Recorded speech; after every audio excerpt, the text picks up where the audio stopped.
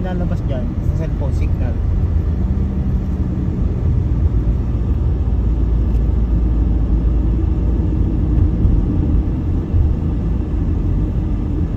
Umay niya na. Oh, kasi yung nakalagay na hari. 960 ito. 960. Yung nakalagay na hari, uman yun.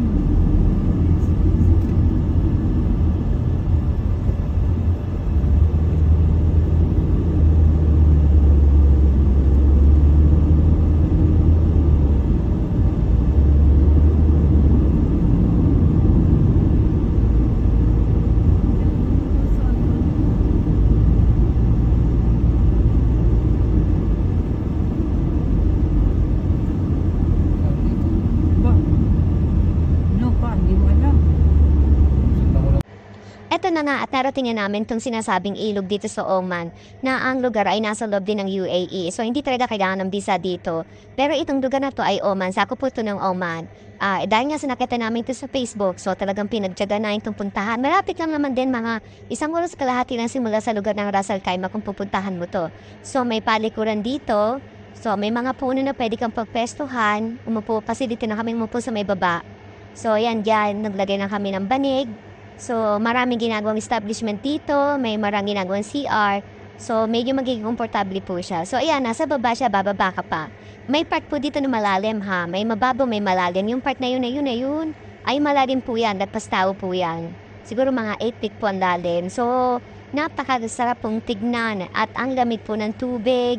Ang linaw po ng tubig, kitang-kita po yung ilalim. Talagang mapapalangoy ka talaga at mapapaano ka sa ganda ng tubig sa sobrang linaw po. So, ayun nga, dahil tayo mga Pinoy sanay sa nakakita ng ilog, kaya ito naman, nung simula na balita tong ilog na to, dito sa Oman na nasa loob ng UAE, ay talaga namang hindi pwede natin hindi yan pupuntahan. Pupuntahan po natin yan. So, ito nga, nandito na't naganap na nga yung aming gusto na marating namin tong ilog na to. Talagang hindi ka magsisisi na makarating ka dito. Napakalinaw po ng tubig.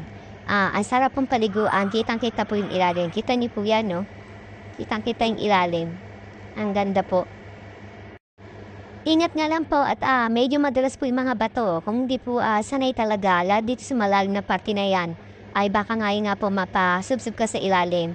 Pero talaga madalas po yung mga bato niya. Kaya ingat-ingat po sa mga hindi po marunong lumangoy. Talagang maano ka dito, madudulas ka. At ang nakakatuwa dito yung mga isda ay kusang lumalapit sa'yo kapag tumigil ka at umupo. At talagang pagpawapakan yung ang iyong paa, magkakaroon ka ng fish pa. So nakakakiliti po, talagang nakakatuwa po na maligo dito. Talagang napakaganda ng lugar nito na sana'y ingatan po. Kasi nakakasad lang po kasi may konting basura na po akong nakakita. So sayang po pagdating pa po ng panahon ay talagang marami pa rin pong tubig.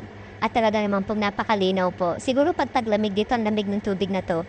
Pero tama lang naman to, katamtaman lang ngayong tag-init kahit napakainit po. Yun nga lang po, talagang pag naligo ka ng gaytong summer ay napakainit po. Yung paglalakad pababa kasi pababa po siya. So napakainit po.